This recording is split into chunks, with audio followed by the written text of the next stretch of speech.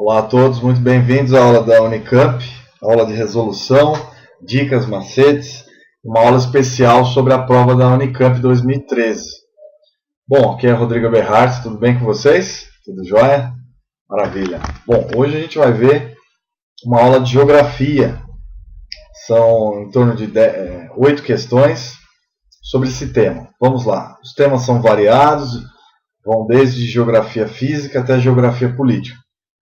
Vamos desmembrar então essa prova e vamos desvendar os segredos dessa prova. Vamos lá. Bom, para mais informações, www.teravestibulares.com.br, mais de 1000 videoaulas em HD. Vamos lá. Bom, questão de número 10 até a 17. Vamos começar pela questão número 10, aqui da Unicamp 2013. A imagem abaixo mostra um local para onde passa o Trópico de Capricórnio. Sobre o Trópico de Capricórnio, podemos afirmar que vocês estão vendo uma foto de uma placa numa estrada aqui do estado de São Paulo, mostrando aonde exatamente passa a linha imaginária do Trópico de Capricórnio, né? É a linha imaginária ao sul, onde os raios solares incidem sobre a superfície de forma perpendicular, o que ocorre em um dia do ano, exatamente, dia 21 de dezembro, que é considerado o solstício de verão, né? Se entrar no acordo, é conhecido como solstício de verão. Ou seja, é a entrada do verão, onde os raios ficam perpendiculares ao plano da Terra. E perpendicular exatamente à linha de Capricórnio no sul do planeta, onde vivemos, no Brasil especificamente. Bom, o Trópico de Capricórnio passa, curiosamente, perto da cidade de São Paulo. E está aqui o Trópico de Capricórnio, né? Então, no dia 21/12, ele vai estar perpendicular a essa linha, né? Depois a gente vai ter o equinócio do outono, depois o solstício de inverno, equinócio da primavera, e o solstício de verão novamente, mas aí já em outras bandas lá para o norte. Bom, é muito interessante que vocês saibam que a Terra ela tem, na verdade, um eixo, ela é inclinada cerca de 23 graus. E é isso que permite as estações do ano na Terra. Tá? Essa variação pela inclinação da Terra, como a gente pode ver nessa ilustração. Né? Então aqui tem o equinócio, vamos começar pelo que foi falado na questão, solstício de 21 ou 22, dependendo do ano, né? De dezembro, início do inverno no hemisfério norte e o início do verão no hemisfério sul. Depois tem o equinócio de 21 de março, que é o início da primavera no hemisfério norte e início do outono no hemisfério sul. Temos também o solstício de junho, 21 de junho, início do verão no hemisfério norte e início do inverno no hemisfério sul. A órbita da Terra, caminho percorrido pela Terra no seu movimento em torno do Sol. Uma elipse, né? E aqui o equinócio de 22 e 23 de setembro, início do outono norte e início da primavera no hemisfério sul. Então é muito legal a gente saber esses detalhes, conhecer mais profundamente os movimentos da Terra, né? Então, só para vocês relembrarem, existe o Trópico de Câncer, Trópico de Capricórnio e o Equador. Esses são os trópicos, tá? Passa pelo México, pontinha da Flórida aqui, o Trópico de Câncer. E o Trópico de Capricórnio passa aqui no sul da América do Sul. As regiões, os trópicos estão aqui, né? Representados aqui, os trópicos. Bom, o que a gente vai ver agora, questão de número 11, vamos a ela. Professor, você nem leu as outras, deixa eu só ler aqui rapidinho. B, os raios solares incidem perpendicularmente nessa linha imaginária durante o solstício de inverno. Não. É inclinado, já não é perpendicular no inverno. Por isso que fica fraco o Sol, não esquenta tanto a Terra, pelo menos no hemisfério que está sendo começado então o inverno. Hemisfério norte e hemisfério sul. Sempre inclinado, o Sol nunca bate diretamente. Durante o equinócio, os raios solares atingem a forma perpendicular na superfície do Trópico de Capricórnio, marcando o início do verão. Durante o equinócio, aqui não é equinócio, verão não é equinócio, é solstício, tá? De sol, né? Solstício. No início do verão, 21 e 22 de dezembro, as noites têm a mesma duração que os dias. Não, as noites são curtas. As noites são curtas e os dias mais longos. Por isso o horário de verão, né? Tá?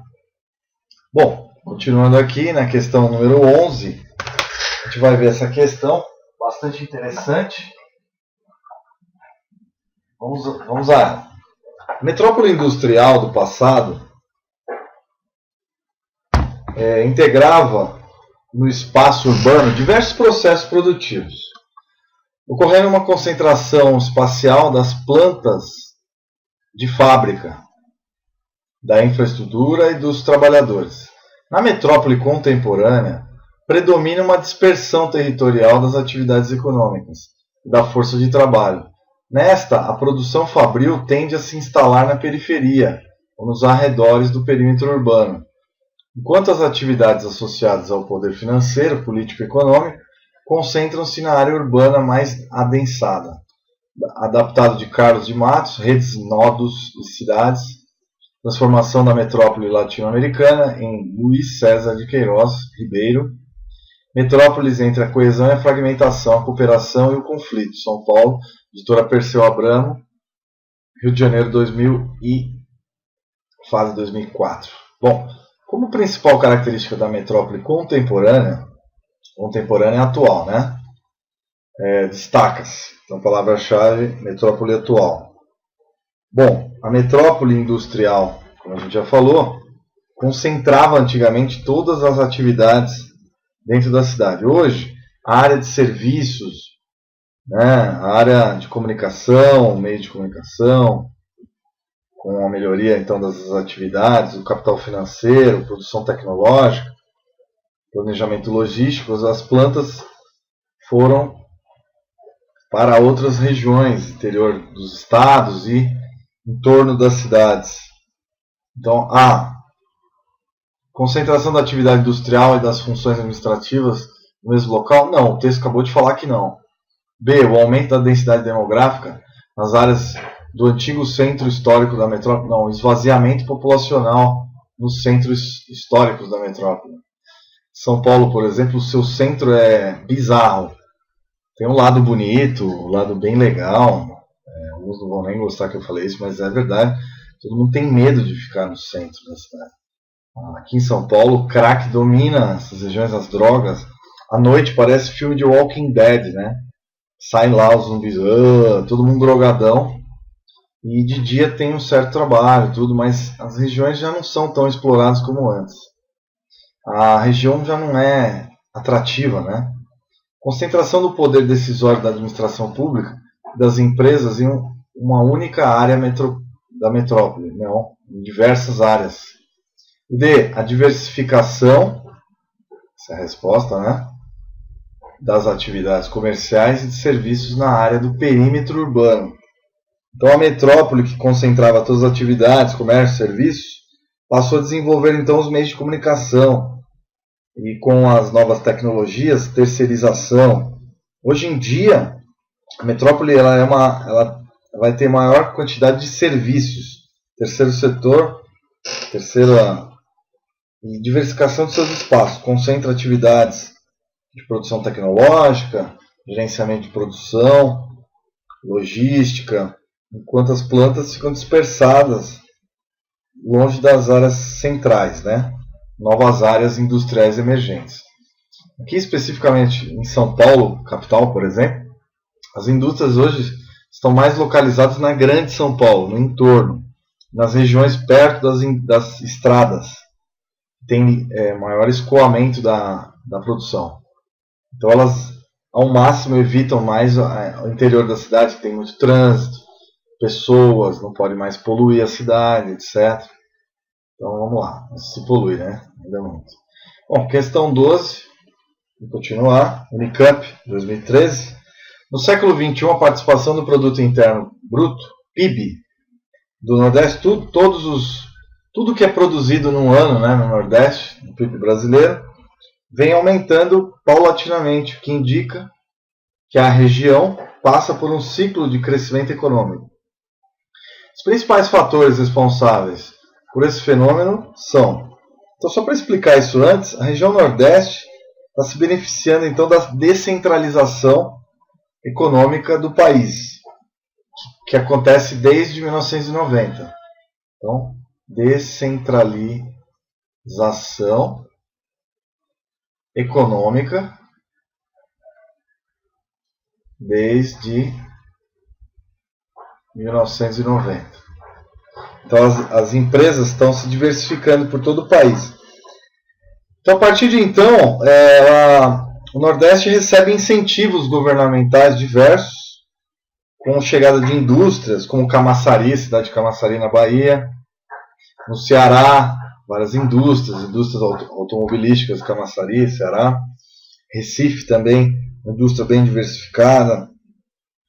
Então, com isso, aumenta a produção e aumenta o PIB nacional, a participação no PIB nacional. Mostrou, então, que o crescimento do Nordeste tem sido uma das que mais cresce nos últimos anos e também um crescimento baseado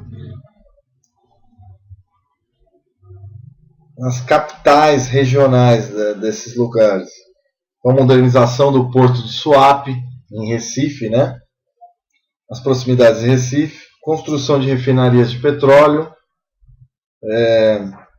Outro fator importante para o crescimento é o incremento da renda nacional pelo Bolsa Família. Bolsa Família também ajuda, injetando na economia aí 20 bilhões de reais, né? Uns criticam, outros não, mas por um lado diminuir a pobreza. O que não pode é continuar, perpetuar esse pagamento às famílias, né? Elas devem estudar e depois parar de receber o bolso e trabalhar, né?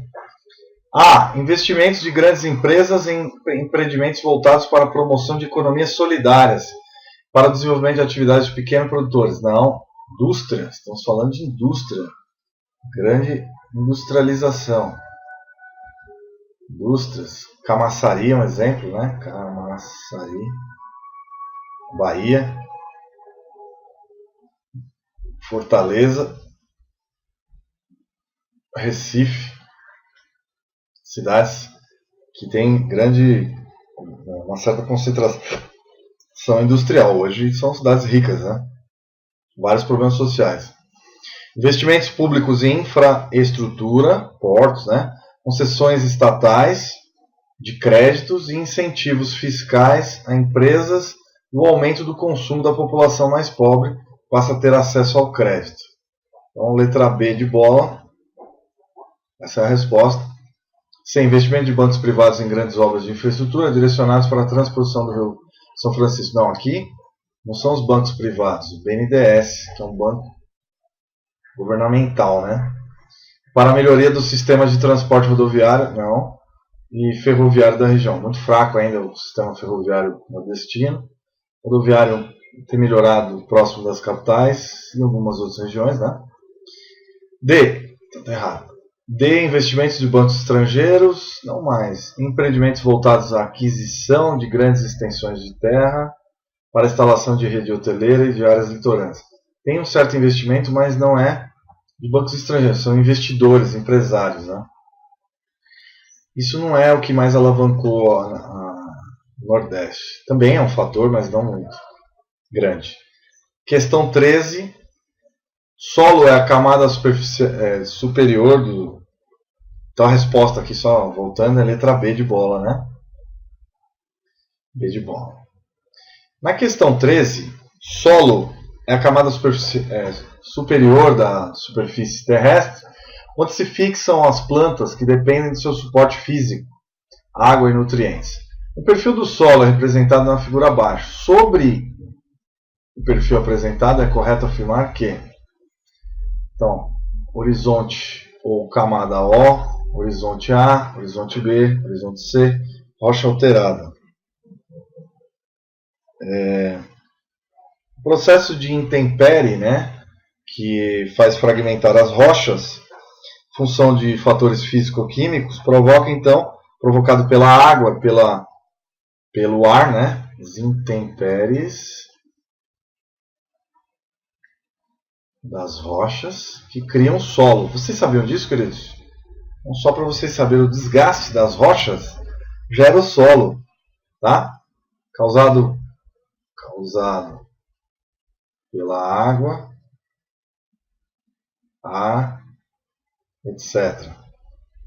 E depois, com a água, penetra-se micro-organismos no solo, que criam uma biota interna no solo, pois concentram também quantidade de humus, que esses seres vivos vão morrendo, deixando matéria orgânica, rica em carbono, nitrogênio, né? Concentra também quantidade de humus. Então, o horizonte O, grande quantidade de humus, tá? Essa região aqui, ó, humus. No horizonte A, possui muitos componentes alterados, componentes diversos, pedras e tudo mais. Horizonte B, discussão na questão. Então, vamos lá ver. Ele ainda é incipiente, se pode encontrar ainda fragmentos de rocha. Então, no B, fragmentos de rocha, tá? Intemperismo ainda está no início, pouco intemperismo, ou no seu início, né? Intemperismo, só para lembrar, temperaturas altas vão quebrando a rocha, o ar vai lavando a rocha, a água também vai criando pedaços, né? Que depois se transforma em pó, que vira solo. O horizonte ou camada O corresponde ao acúmulo de material orgânico, que é gradualmente decomposto e incorporado aos horizontes inferiores, acumulando nos horizontes B e C. Não, C é muito profundo, tem mais fragmentos de rocha, tá? Aí já não tem matéria orgânica quase, então está errada a A, certo? A se torna errada. B, o horizonte A apresenta muitos minerais não alterados da rocha, que deu origem ao solo, sendo normalmente o horizonte menos fértil do perfil. Não. O horizonte A ele tem certa fertilidade, sim. Possui muitos componentes alterados, tá? E tem um dos mais férteis, né? O segundo mais fértil. C. O horizonte C corresponde à transição entre o solo e rocha, apresentando normalmente em seu interior fragmentos de rocha não alterada. Verdadeiro. Vocês podem ver aqui que as rochas estão íntegras aqui, ó, pedaços bem grandes, pouco alterados, estão vendo? Então, letra C, por enquanto é correta. D, o horizonte B apresenta baixo desenvolvimento do solo, sendo um dos primeiros horizontes a se formar, e o horizonte com menor fertilidade não é o menor. O menor seria a rocha inalterada e o horizonte C, né? O horizonte C é o menos alterado. Então a resposta desse nosso exercício, letra C, é um exercício bem específico, né? Só para relembrar então, os animais morrem mais na superfície aqui, né? O horizonte A principalmente, solo escuro aqui, né? Depois essa parte um pouco menos fértil aqui embaixo, mais terra, né? E aí aqui com fragmentos, início de fragmentação, etc. Bom, a gente vai continuar na próxima aula. A gente para aqui então. Vimos questão 10 até a 13. Então, de 10 a 13. Já já continuamos. Vou beber uma água e já volto. Grande abraço. Segunda aula, continuaremos esse tema. Até as próximas aulas. Tchau, tchau.